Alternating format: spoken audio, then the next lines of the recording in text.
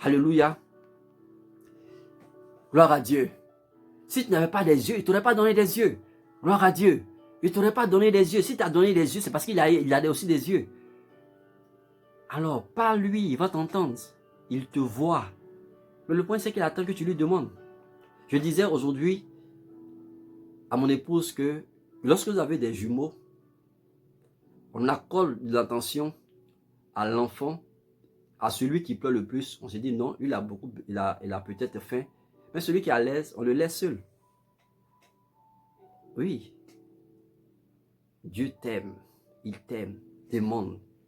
Alléluia. Nous sommes au 5e, donc continue toujours. Il est dit, il y a tellement de versets, donc je ne pourrais pas lire tous les versets. Il y a près de 6 versets là-dessus. Mais je vais passer au 6e point. Le 6e point, c'est la venue du Saint-Esprit en son nom. Jésus nous promet le Saint-Esprit en son nom. C'est en son nom que le Saint-Esprit vient. C'est en son nom que le Saint-Esprit vient. Vous voyez, tout est centré sur le nom de Jésus-Christ. Tout est centré sur le nom de Jésus-Christ. Tu as le nom de Jésus, tu as tout, mon frère, ma soeur. Tu as tout si tu as le nom de Jésus. Si tu as compris la puissance, la souveraineté du nom de Jésus, tu as tout. Tu n'es redevant à personne. Tu as tout, le nom de Jésus-Christ. Le problème, c'est que on est dans un système où les gens veulent avoir des disciples. Oui, je vois des gens, oui, je suis disciple de celui-ci, disciple de celui-ci. Jésus ne nous a pas établi à faire on fait des disciples à Jésus. Voilà. Tu es là, tu es disciple d'un homme. Donc tu dépends de lui. C'est lui qui est ton maître, qui est ton Seigneur. Tu dis Jésus, mais c'est en vain, tu dis Jésus, parce que tu as déjà un maître. Tu as déjà un maître. Tu as déjà un maître. C'est en vain, tu dis le nom de Jésus. Si Jésus est ton maître, tu dis Jésus est mon maître. Jésus est mon maître, c'est lui le maître de l'église, c'est lui le maître de l'église. Nous sommes disciples de Jésus-Christ, pas disciples d'un homme, pas disciples d'un homme. Nous ne sommes pas disciples d'un homme, nous sommes disciples de Jésus-Christ. C'est lui le maître, le Seigneur. Moi, qui suis-je? Je suis qu'un canal par lequel le Seigneur passera pour te toucher, pour te guérir, pour te restaurer, pour te relever. Et puis c'est tout. Après, la vie continue. C'est son œuvre, c'est lui. Moi, je suis qu'un canal. Quand on utilise un tuyau pour recevoir de l'eau, qu'est-ce qui est le plus important? Ce n'est pas le tuyau.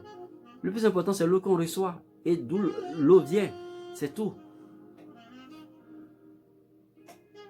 Donc, pour avoir le Saint-Esprit, Jésus promet le Saint-Esprit, mais seulement en son nom.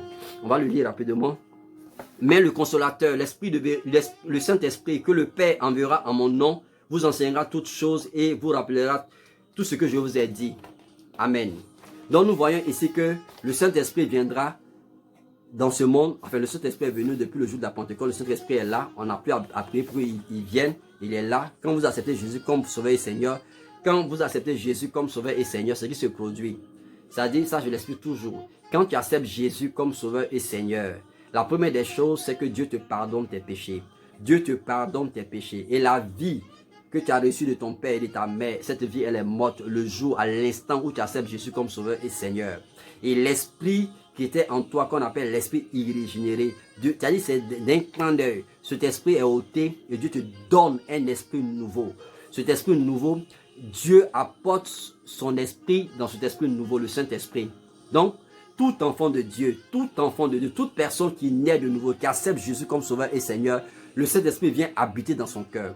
Et quand le Saint-Esprit vient habiter dans ton cœur, ce n'est pas un petit Saint-Esprit, c'est le Saint-Esprit dans toute sa plénitude. Il vient habiter en toi. Il vient habiter en toi. Écoutez le message que j'ai eu à faire sur le parler en langue. Hein? Vous allez comprendre comment développer les dons de l'Esprit. Hein? Je n'ai pas revu là-dessus, mais vous allez comprendre comment développer les dons de l'Esprit. Peut-être que je pourrais faire une directe là-dessus. Mais le Saint-Esprit vient habiter en toi. Mais ce Saint-Esprit qui vient, il vient au nom de Jésus. Certaines personnes qui comprennent à tort et à travers les Écritures disent que Jésus a promis un autre qu'on appelle qu'un autre prophète viendrait. Et c'est ce passage-là pour justifier la venue d'un autre prophète. C'est vraiment dommage. Jésus a promis la venue de la personne du Saint-Esprit, lui. Et le Saint-Esprit, c'est un esprit, ce n'est pas une personne. qui vient habiter dans la vie de tout enfant de Dieu, de toute personne qui a accepté Jésus comme sauveur et Seigneur dans son cœur. Le Saint-Esprit vient habiter. Et il dit quand il vient, il nous rappelle, il nous montre, il nous révèle. Christ nous révèle. Il viendra pas pour parler de lui, il viendra pour nous révéler Dieu, pour nous révéler Jésus, pour nous amener à comprendre la profondeur, la grandeur, la puissance, la souveraineté du nom de Jésus-Christ dans notre vie. Amen. Donc, et après ce 6e point, je vais aborder le 7e point qui dit ceci. Jésus est le chemin, la vérité et la vie. Jean 14, 6, Jésus lui dit, je suis le chemin, la vérité et la vie. Nul ne vient au Père que par moi. Jean 17, 3, or la vie éternelle, c'est qu'ils te connaissent, toi, le seul vrai Dieu, celui que tu as envoyé, Jésus-Christ. Romains 5, 1, étant donc justifiés par la foi, nous avons la paix avec Dieu par notre Seigneur Jésus-Christ. Romains 5, 17, si par l'offense d'un seul homme, d'un seul la mort a régné par lui seul, à plus forte raison, ceux qui reçoivent l'abondance de la grâce et du don de la justice régneront-ils dans la vie par Jésus-Christ. Amen. Gloire à Dieu. Donc déjà nous voyons dans ces différents passages que la voie, le chemin qui nous mène à Dieu, c'est Jésus. Il dit, je suis le chemin, la vérité et la vie. Nul ne vient au Père que par moi. Oui, ici, il n'y a pas que son nom, mais c'est toute sa personne que tu dois recevoir dès le départ. C'est-à-dire que tu dois prendre toute la personne, toute la divinité de Christ que tu dois accepter dans ton cœur. Il ne s'agit pas d'accepter une partie. Oui, je crois que Jésus est ceci. Je ne crois pas ça. Non, non, non, non, non. Il dit, voilà pourquoi il dit que je suis le chemin, la vérité et la vie. J'ai donné mon premier message, mais c'était sur ça. Jésus dit, vous connaîtrez la vérité. Et quand vous allez la connaître, autrement dit, vous aurez la révélation de la vérité. Et cette vérité va vous rendre libre. Elle va vous libérer du péché. Elle va vous libérer de l'esclavage du péché. Et la vérité, c'est que, voilà le verset qui le dit. Il dit, je suis la vérité. La vérité. Et quand vous avez la connaissance de Jésus-Christ, vous êtes libéré du péché. Vous êtes libéré de l'esclavage du péché. Gloire à Dieu. Donc, Jésus-Christ est le chemin par lequel nous connaissons, nous avons la paix avec Dieu. C'est lui le chemin, c'est lui qui nous permet de connaître Dieu. Maintenant, le dernier point que j'aimerais aborder, si je n'aborde pas, mon message ne sera pas parfait ou ne sera pas complet selon le message du jour. C'est que, c'est le 8e point, le nom de Jésus-Christ, c'est insensé pour séduire, pour mentir, pour séduire. On va le lire. Jésus dit dans Luc 21, 8, Jésus répondit, prenez garde que vous ne soyez séduits, car plusieurs viendront en mon nom, disant, c'est moi, et le temps approche, ne les suivez pas. Matthieu 7, 21, ceux qui me disent Seigneur, Seigneur n'entreront pas tous dans le royaume des cieux, mais seulement celui qui fait la volonté de mon Père qui est dans les cieux. Amen. Il est dit aussi dans Matthieu 7, 22, Matthieu 7, 21, maintenant 22, il est dit, plusieurs me diront en ce jour, là, Seigneur, Seigneur, n'avons-nous pas prophétisé en ton nom, n'avons-nous pas chassé les démons par ton nom, et n'avons-nous pas fait beaucoup de miracles en ton nom? Et Jésus va leur dire, je ne vous ai jamais connu, retirez-vous de moi, ouvrier d'iniquité, où tu commettez le mal. C'est-à-dire, vous vous servez de mon nom, pour arnaquer les gens, pour blaguer les gens, vous leur vendez de l'huile, vous leur vendez de l'eau, vous leur vendez quoi encore, c'est pas quoi, vos photos, comment c'est quoi tout ça, c'est quoi ces conneries là, oui, prenez du sel, prenez ceci, prenez cela, c'est pas la foi en Christ, c'est pas la foi en Christ. Autant aller voir un charlatan, il sera mieux que celui que va te voir. C'est pas la foi en Christ. La foi en Christ est basée sur Jésus-Christ et lui seul, et sur son nom. Les gens vous diront, allons en Israël, allons en Israël, et je vois des gens, ouais, ils vont en Israël, ils reviennent avec la foi. C'est maintenant ils ont la foi parce qu'ils viennent d'Israël. Ce business-là, où les gens se font arnaquer. Si tu veux aller en Israël pour une visite touristique, il n'y a aucun souci. Mais tu ne vas pas aller en Israël pour avoir la foi. Non, non, non, non, non, non, non, non, non, non, non, non. On a la foi en Christ, en Jésus. Jésus n'est pas en Israël. Jésus, il est partout, il est partout, il est partout. Autrement dit, les pauvres, ils ne seront jamais sauvés. Hein? Voilà pourquoi Jésus dit, au dernier jour, beaucoup viendront, Seigneur, Seigneur. Les gens sont là, ils font des one-man shows. Pas parce qu'on fait des miracles au nom de Jésus. Ce n'est pas ce qui justifie que nous-mêmes, on a approuvé de Dieu. Ce qui fait que nous sommes approuvés, c'est que nous prenons le nom de Jésus au sérieux. Il est temps que toi qui m'écoutes, il est temps que tu prennes le nom de Jésus au sérieux. Que tu prends le nom de Jésus au sérieux.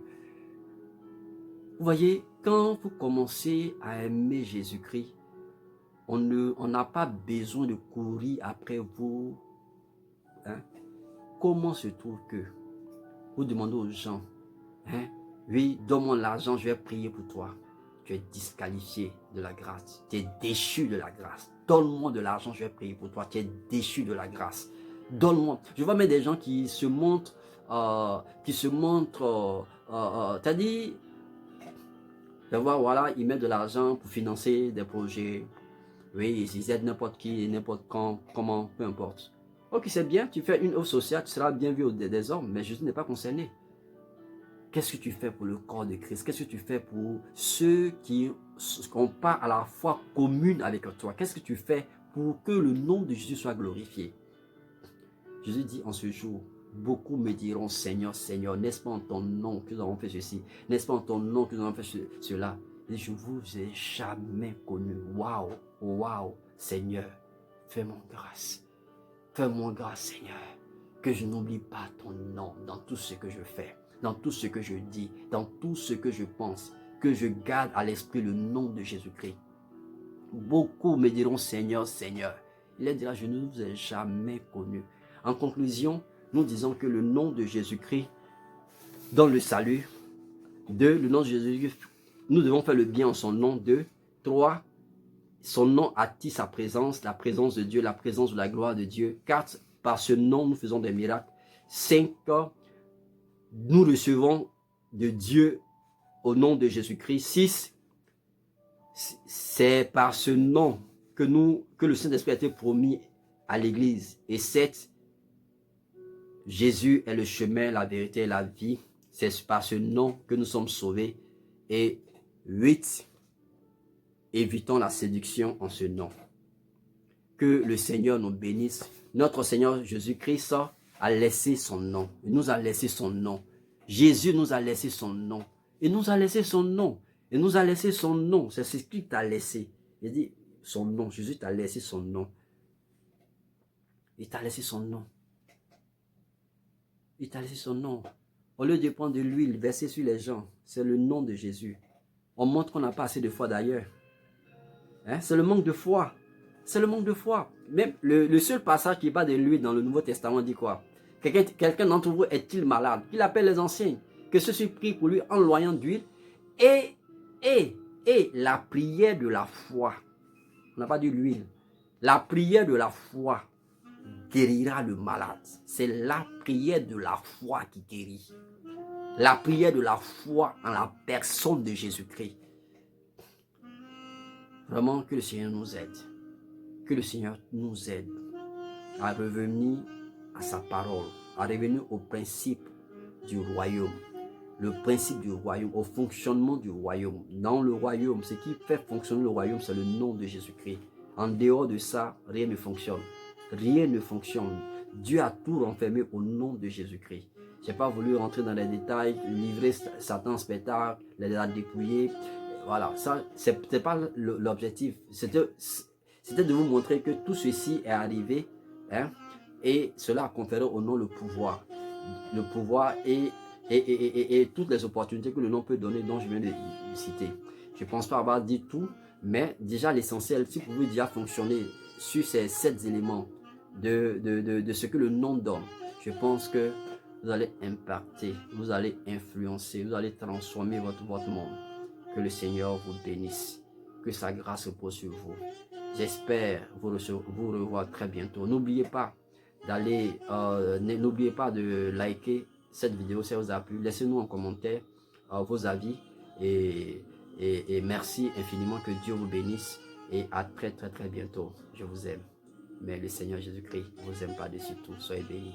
Amen, amen, amen. Amen.